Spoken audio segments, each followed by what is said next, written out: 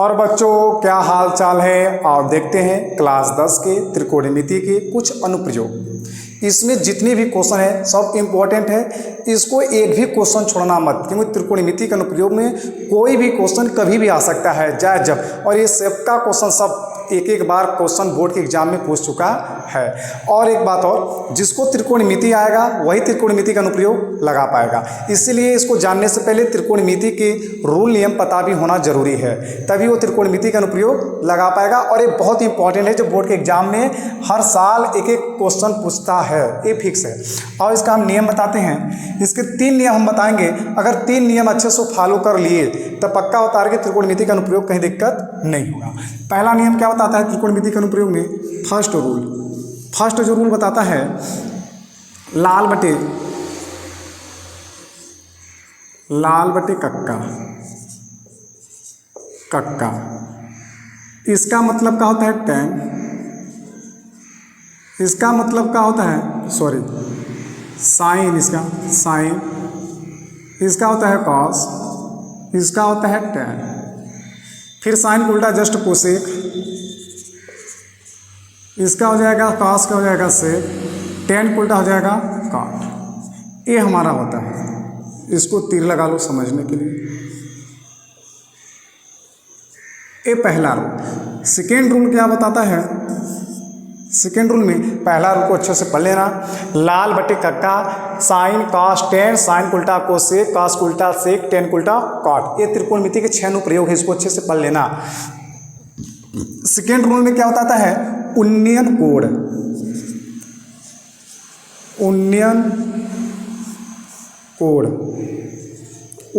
क्या होता है? आओ देखते हैं। उन्नयन कोण क्या होता है? अगर हम कोई भी नीचे से ऊपर की ओर वस्तु देख रहे हैं तो हमारा उन्नयन कोण कहलाएगा। जैसे आओ देखते हैं, ये हमारा हो गया क्षैतिज,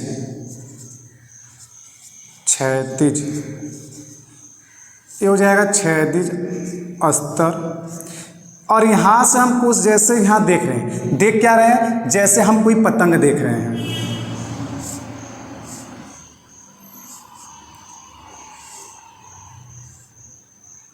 हम यहाँ पर कोई पतंग देख रहे हैं,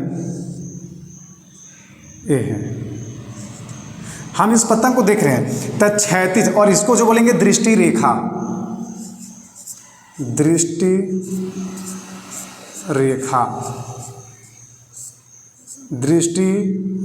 हम इसको बोलेंगे। तो क्षैतिज स्तर और दृष्टि रेखा के बीच बने कोण को हम कहते हैं उन्नयन कोण, यही कहलाता है इसमें। क्षैतिज रेखा और उन्नयन रेखा, क्षैतिज स्तर और दृष्टि रेखा के बीच बने कोण को हम क्या कहते हैं? उन्नयन कोण कहते हैं। यही है, जैसे यहाँ पर एक बालक कोई है, ये समझ लो कि एक लड़का है, यहाँ से कोई ऊपर की ओर देख रहा है तो हमारा क्या कहलाएगा? उन्नयन कोण। मतलब कोई भी वस्तु, जैसे हम ऊपर ताक रहे हैं, पतंग देख रहे हैं, चंद्रमा देख रहे हैं, सूर्य के प्रकाश देख रहे हैं, ऊपर जो भी हम ताकेंगे वो कहलाएगा उन्नयन कोण। ये सेकेंड वाला है। थर्ड वाले में क्या बोलता है? थर्ड वाले में क्षैतिज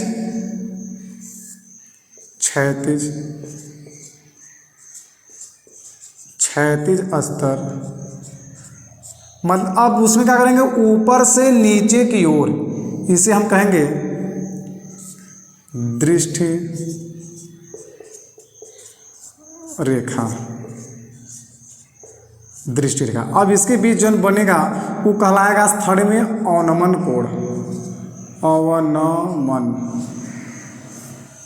अवनमन कोण ये कहलाएगा। क्या समझ में आया? थर्ड में क्या होता है? अवनमन कोण हमारा क्या है? अवनमन कोण किसे कहते हैं? क्षैतिज रेखा और दृष्टि रेखा के बीच बने कोण को अवनमन कोण कहते हैं। क्षैतिज का मतलब क्या होता है? कोई बालक है, ऊपर से नीचे की ओर देख रहा है, ऊपर से नीचे को, जैसे हमारा कोई गेंद ही देख रहा है, ये हो गया। और जैसे हो गया ऊपर से, जैसे छत के ऊपर से लड़कियां नीचे की ओर ताकती है। ऐसा कब होता है? शादी विवाह के माहौल में जब बारात आता है तो ऊपर से औरत और लड़कियां नीचे देखती है, बारातियों का डांस देखते हैं। इसको भी हम बोल सकते हैं कि ऊपर से नीचे देखने को क्या बोलते हैं? अवनमन कोण। ये समझ में आया कि नहीं? इसका मतलब सिंपल भाषा में और क्या कह सकते हैं, ऊपर से नीचे की ओर, ऊपर से नीचे की ओर देखना क्या कहलाता है, अवनमन। और उन्नयन में क्या कर सकते हो, नीचे से ऊपर की ओर देखना, नीचे से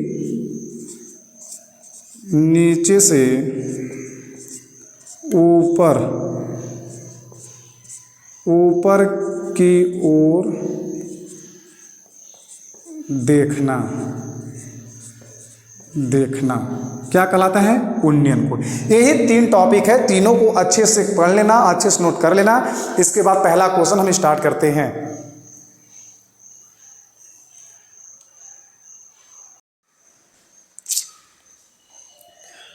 और बेटा देखते हैं पहला प्रश्न इसमें क्या बोल दिया है। पहला प्रश्न जो है, सर्कस का एक कलाकार एक 20 मीटर लंबी डोर पर चढ़ रहा है जो अच्छी तरह से तनी है और भूमि पर सीधे लगे खंभे के शिखर से बंधा हुआ है।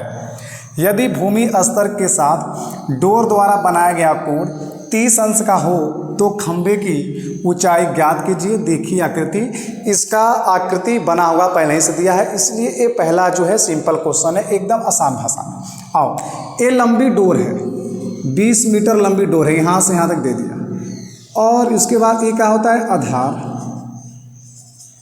ये होता है, ये होता है हमारा लंब होता है, ये कर्ण होता है जो डोर दिया है। हमको यही निकालना है, ऊंचाई निकालना है, यही हमको ऊंचाई निकालना है। अब हम क्या करेंगे, मुझे पता है कि ऊंचाई निकालना है, तो ये क्या होता है, लंब बटे कर्ण, किसका होता है, साइन का। तो हम लिखेंगे का, इसको हल करेंगे, हल में क्या करेंगे, माना ऊंचाई h है। अब लिखेंगे त्रिभुज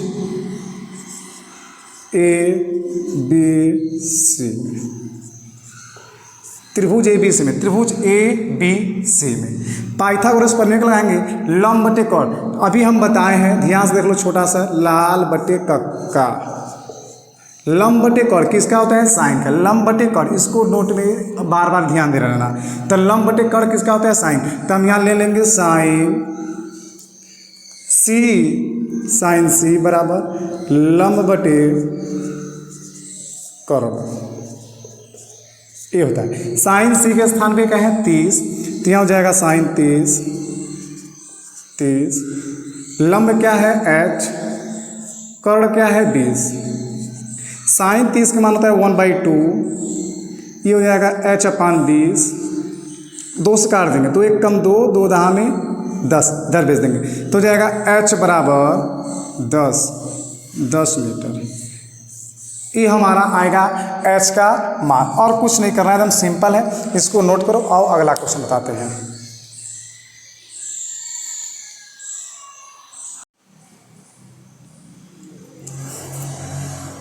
और दूसरा प्रश्न देखते हैं। दूसरा प्रश्न क्या बोला इसमें, आंधी आने से एक पेड़ टूट जाता है और टूटा हुआ भाग इस तरह मुड़ जाता है कि पेड़ का शिखर जमीन को छूने लगता है और इसके साथ 30 अंश का कोण बनाता है।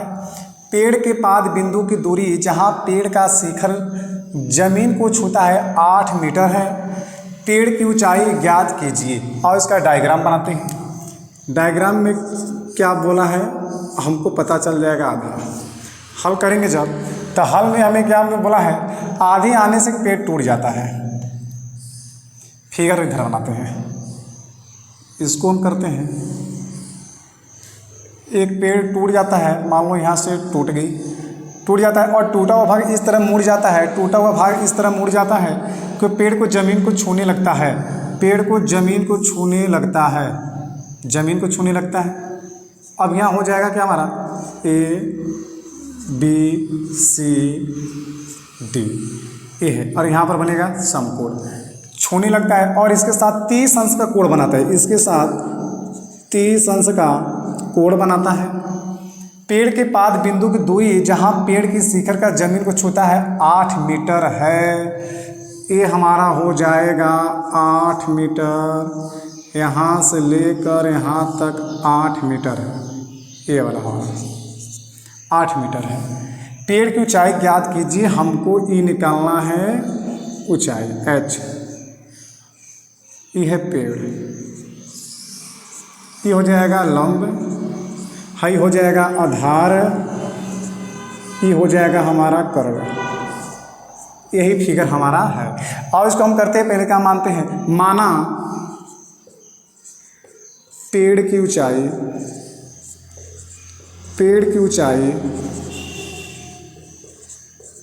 h है,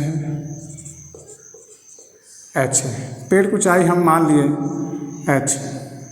अब उसके बाद हम क्या करेंगे, एस तो हो गया, अब त्रिभुज लेंगे, त्रिभुज नहीं, पेड़ की ऊंचाई तो h हो गया ना, पूरी पेड़ हमारा क्या करेंगे तो AB प्लस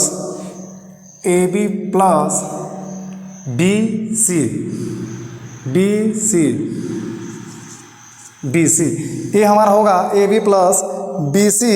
अब उसके बाद हम क्या करेंगे, AB प्लस BC, तो अब इसको करेंगे हम AB प्लस, ये जो AB है और जो BC, जो BC है वही हमारा BD है, तो यहाँ हो जाएगा BD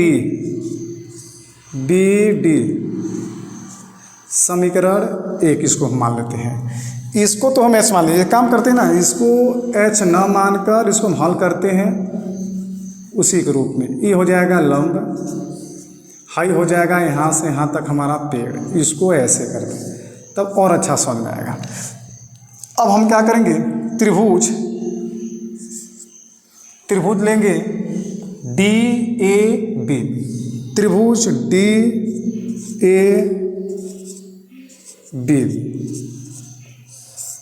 हम इसमें लेंगे, DAB में लेंगे तो लंब बटे आधार किसका होता है, लंब बटे धार। फिर यहाँ आँख मूंद के लिख लेना लाल बटे कक्का से, ये हमेशा लिख रहना। तब बताओ लंब बटे धार किसका होता है, लंब बटे धार किसका होता है, लंब बटे धार tan का। तो हम यहाँ लिखेंगे tan D बराबर लंब बटे आधार होता है। tan D कितना दिया 30 अंश, लंब कितना दिया AB, आधार कितना 8, आधार 8। tan 30 का मान होता है 1 बटे करड़ी में 3 बराबर AB बटे 8। इसका इस साइड भेज दो, इसका इस साइड भेज दो, तो यहाँ हो जाएगा AB बराबर करड़ी में 3 इतना, और इधर जब करेंगे तो 8। इसको हम बटे में कर देंगे तो इसका मतलब हो जाएगा AB बराबर 8 बटे करड़ी में 3। ये आ जाएगा हमारा AB का मान। अब उसके बाद हम क्या करेंगे, जब AB निकल गया, हमको पता है लंब निकल गया, अब हम इसको कर निकाल लेंगे। अब लेंगे पुनः त्रिभुज, इसको हटा देते हैं, पुनः त्रिभुज।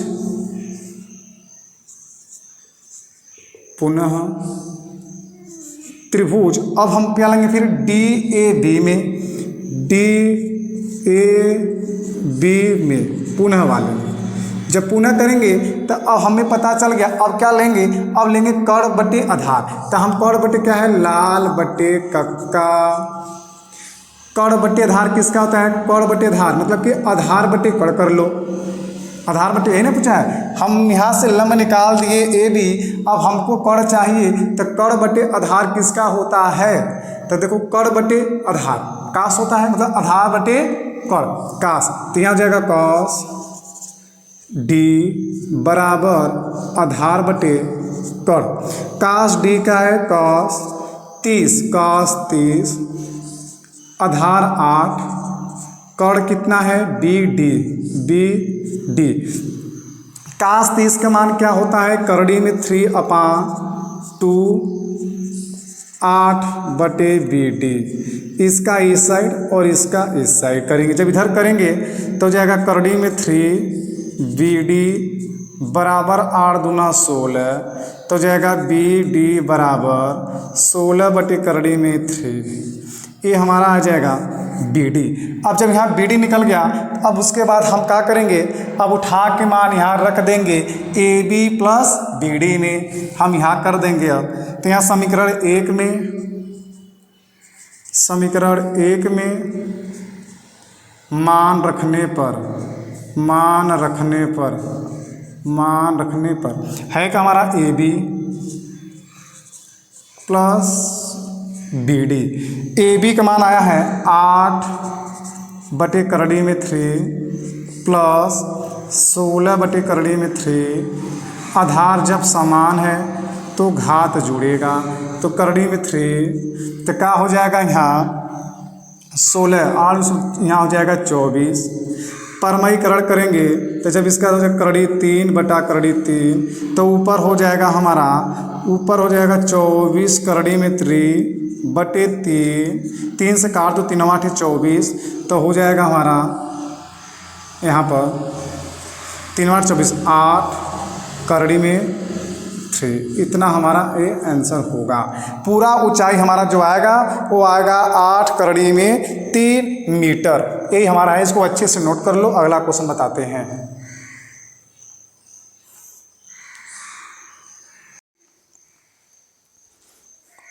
और बच्चों देखते हैं चौथा प्रश्न। चौथा भी प्रश्न बहुत अच्छा है। तीसरा भी न बताकर चौथा बता रहे हैं।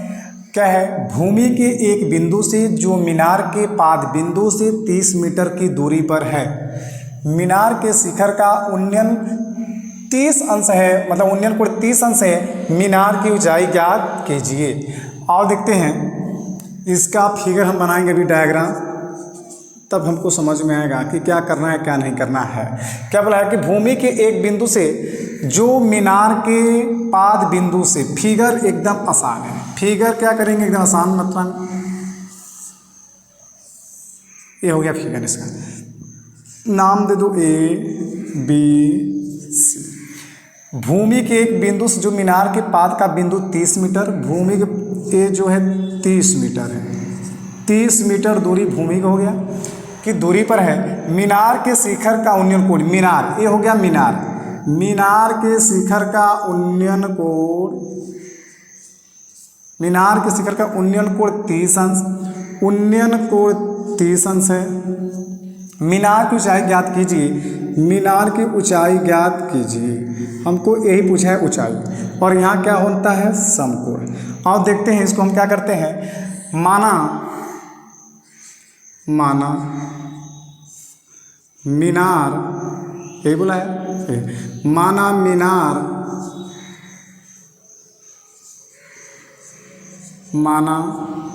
मीनार की ऊंचाई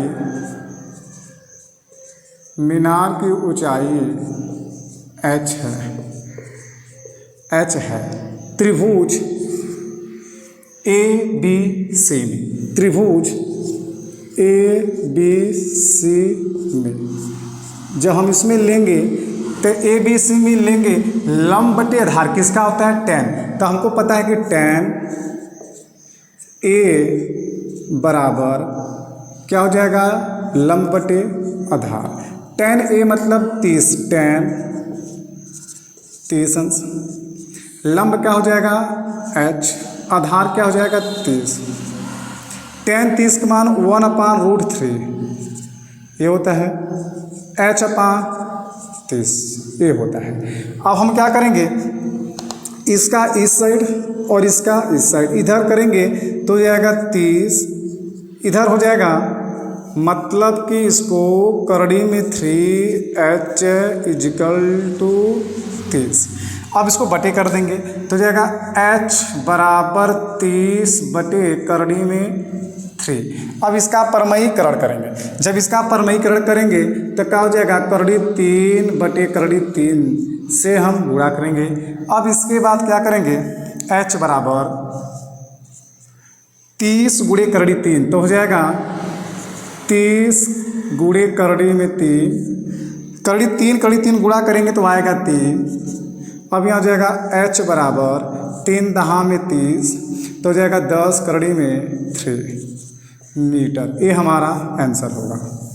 यही हमारा आंसर दिया है। इसको अच्छे से नोट कर लो, अच्छे से लगाओ। अगला बताते हैं।